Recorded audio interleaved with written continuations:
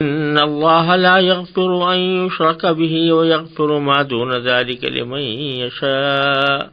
ومن يشرك بالله فقد افترى إثما عظيما ألم تر إلى الذين يزكون أنفسهم بل الله يزكي من يشاء ولا يظلمون فتيلا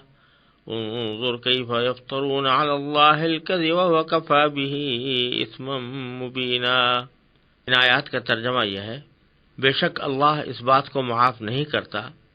کہ اس کے ساتھ کسی کو شریک ٹھہرایا جائے،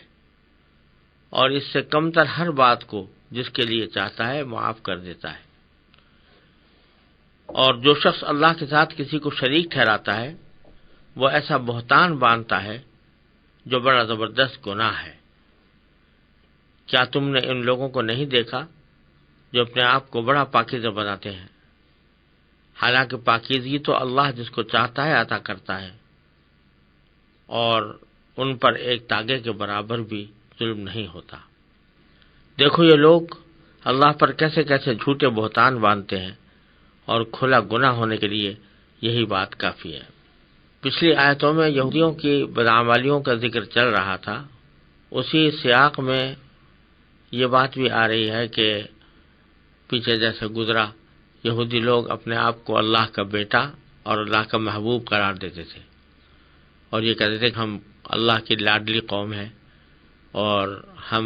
اللہ تبارک و تعالیٰ کے بہت محبوب اور برگزیدہ بندے ہیں، لہذا ہمیں کوئی آگ اور جہنم سے واسطہ نہیں پڑ سکتا۔ تو اللہ تبارک و تعالیٰ اس کے مقابلے میں یہاں پر یہ فرما رہے ہیں کہ اول تو تمہاری طرف سے کئی گڑبڑیں ایسی ہیں، کئی خطائیں، کئی غلطیاں ایسی ہیں کہ جس کے نتیجے میں تم جو اپنے آپ کو بڑا قرار دے رہے ہو یا پاکیزہ قرار دے رہے ہو اس کا کوئی جواز نہیں بنتا۔ پہلی بات تو یہ ہے کہ تمہارے اندر ایک شرک کی بیماری ہے، اور اللہ تبارک و تعالی شرک کی بیماری کو معاف نہیں کرتا، اس سے کم تر بیماریوں کو یا گناہوں کو معاف فرما سکتا ہے۔ یہودیوں کے شرک کے اندر ایک پہلو تو یہ ہے کہ جیسا کہ قرآن کریم نے فرمایا، یہ یہودیوں کے بعد فرقے حضرت عزیر علیہ السلام کو اللہ کا بیٹا قرار دیتے تھے۔ دوسرا ایک شرک کا پہلو یہ تھا کہ ان اپنے آپ کو اللہ کا بہت لاڈلا قرار دینا اور یہ کہنا کہ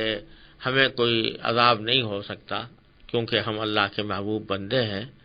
یہ ایک طرح سے اللہ تعالی کی خدائی میں اپنے آپ کو کسی درجے میں شریک ٹھہرانے کے مرادف بھی تھا۔ تیسری بات یہ کہ جیسا آگے آنے والا ہے کہ یہ لوگ سحر اور جادو کے اوپر بڑا یقین رکھتے تھے، اور اتنا یقین رکھتے تھے کہ گویا سحر اور جادو بذات خود مؤثر چیز ہے، تو اس لحاظ سے بھی کسی بھی چیز کو بذات خود مؤثر سمجھنا بغیر اللہ تبارک و تعالیٰ کی توفیق کے اور اللہ تعالیٰ کی تاثیر پیدا کرنے کے، اس کسی چیز کو براہ راست یہ سمجھنا کہ یہ بذات خود مؤثر ہے، اللہ تعالیٰ کی تاثیر پیدا کرنے کی حاجت اس کو نہیں ہے، یہ بھی ایک شرک کی قسم ہے۔ تو اللہ تبارک و تعالیٰ فرماتا ہے کہ ان اللہ لا یغفر ان یشرک بہ، بے شک اللہ تعالیٰ اس بات کو معاف نہیں کرتا کہ اس کے ساتھ کسی کو شریک ٹھہرایا جائے۔ معاف نہیں کرتا کے معنی یہ ہے کہ بغیر توبہ کے معاف نہیں کرتا۔ ہاں اگر کوئی توبہ کر لے شرک سے اور مسلمان ہو جائے تو وہ مشرک ہی نہیں رہا، پھر بے شک اس کی معافی ہو جائے گی، لیکن بغیر توبہ کے معاف نہیں۔ اور اس کے دوسرے معنی یہ ہے، بعض گناہ تو ایسے ہوتے ہیں کہ اللہ تبارک و تعالیٰ آخرت میں ان کی سزا دیں گے، اور سزا دینے کے بعد معاف فرما دیں گے، پھر ایمان کی وجہ سے بندہ پھر دوبارہ جنت میں چلا جائے گا اور جہنم سے اس کو نجات مل جائے گی۔ تو گویا اللہ تبارک و تعالیٰ نے اس کو سزا دینے کے بعد معاف کر دیا۔ لیکن شرک ایسی چیز ہے کہ اگر شرک سے توبہ نہیں کی کسی نے اور اسی حالت میں اس کا انتقال ہو گیا تو اب اللہ تبارک و تعالیٰ جو اس کو سزا دیں گے، سزا دینے کے بعد بھی معافی نہیں ہے۔ جتنا سادہ سزا بھگتتا جائے گا، ساری زندگی اس سزا کے بھگتنے میں گزار دے گا، اور تمام گناہوں کا بوجھ اس کے اوپر اس طرح رہے گا کہ جیسے وہ کبھی بھی ان گناہوں سے پاک نہیں ہو سکتا اور ہمیشہ ہمیشہ جہنم میں رہے گا۔ تو اللہ تعالیٰ کبھی معاف نہیں کریں گے اس کو، یہ نہیں ہوا کہ کچھ سزا دے کر معاف کر دیں۔ لیکن فرمایا کہ وَيَغْفِرُ مَا دُونَ ذَلِكَ لِمَن يَشَاءُ، اور اس سے کمتر یعنی شرک سے کمتر جو گناہ ہیں ان کے لیے جس کے لیے چاہتا ہے اللہ تعالیٰ معاف کر دیتا ہے۔ یعنی توبہ کے بعد تو سبھی کے گناہ معاف ہو جاتے ہیں، لیکن بغیر توبہ کے بھی بعض اوقات اللہ تبارک و تعالیٰ جس کے لیے چاہتا ہے معافی دے دیتا ہے،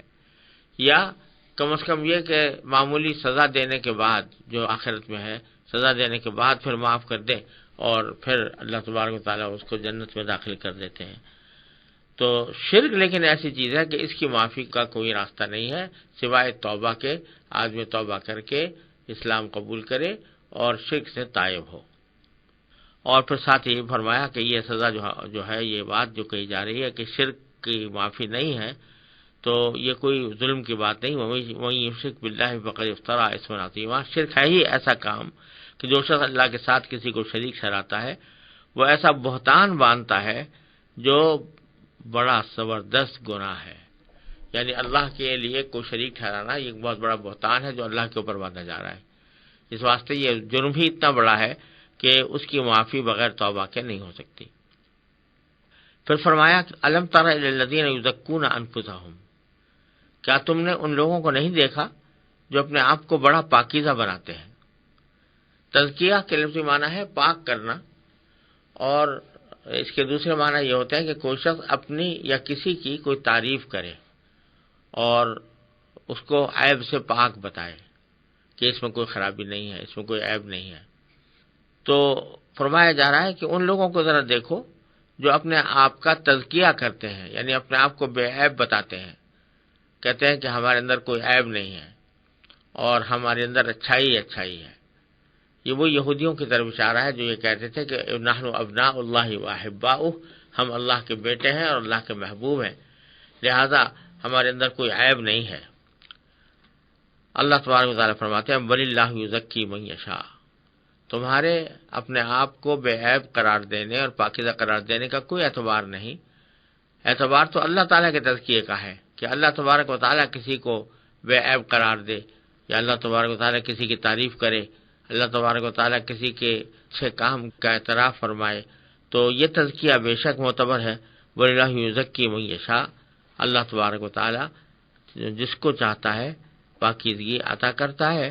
یا پاکیزگی کا اعلان کرتا ہے، جس کے لیے چاہتا ہے کہ اس کا تزکیہ کر دیتا ہے اور لوگوں کے سامنے بتا دیتا ہے کہ یہ شخص بے عیب ہے اور اس میں کوئی عیب نہیں ہے۔ وَلَا يُظْلَمُونَ فَتِيلًا، اور لوگوں پر ایک تاگے کے برابر بھی ظلم نہیں ہوتا۔ یعنی جب اللہ تبارک و تعالی کسی کو اچھا قرار دیتا ہے، کسی کو برا قرار دیتا ہے، کسی کو اجر کا مستحق قرار دیتا ہے، کسی کو گناہ کا اور عذاب کا مستحق قرار دیتا ہے، تو یہ اس کی قدرت اور حکمت کا نتیجہ ہوتا ہے۔ ہر ایک شخص سے اس کے اعمال کے مطابق اور اس کے کردار کے مطابق معاملہ کیا جاتا ہے، لہذا کسی کے ساتھ کوئی ظلم نہیں ہوتا، وہ تاگے کے برابر بھی ظلم نہیں ہوتا۔ فتیل در حقیقت ایک اس تاگے کو کہتے ہیں جو عام طور سے کھجور کے گٹھلی کے اندر پایا جاتا ہے، تو اس کو فتیل کہا جاتا ہے۔ اور بعض اوقات مطلق دھاگے کو بھی، چونکہ فتیل کے لفظی معنی ہے بٹا ہوا، تو جب دھاگے کو بٹ کر کوئی کپڑے کا اصل بنا جاتا ہے تو اس کو بھی فتیل کہتے ہیں۔ تو فتیل سے مراد یہاں پر دھاگا ہے، اور دھاگا کا ذکر بطور تحقیر کے آیا ہے، یعنی معمولی ظلم بھی نہیں ہوگا کسی کے اوپر، جس کے ساتھ بھی معاملہ ہوگا وہ اس کے اعمال کے اور کردار کے مطابق ہوگا اور انصاف کے عین تقاضے کے مطابق ہوگا۔ پھر فرمایا کہ انظر کیف یفترون علی اللہ الکذب، دیکھو یہ اللہ پر کیسے کیسے جھوٹے بہتان باندھتے ہیں، یعنی یہی بہتان کہ اللہ تعالیٰ نے ہمیں اپنا محبوب بیٹا بنا لیا ہے، لہذا ہم کچھ بھی کرتے رہیں ہمیں کوئی گناہ نہیں ہوگا۔ یہ ایک بہت بڑا بہتان ہے جو اللہ تعالیٰ کے اوپر عائد کیا ہے۔ وَكَفَىٰ بِهِ اسْمًا مُبِينًا، اور کھلا گناہ ہونے کے لیے یہی بات کافی ہے کہ آدمی اللہ تعالیٰ کے اوپر جھوٹا بہتان لگائے اور اللہ تعالیٰ کی طرف وہ بات منسوب کرے جو اللہ تعالیٰ کی شایان شان بھی نہیں ہے اور اللہ تعالیٰ نے کہیں فرمائی بھی نہیں۔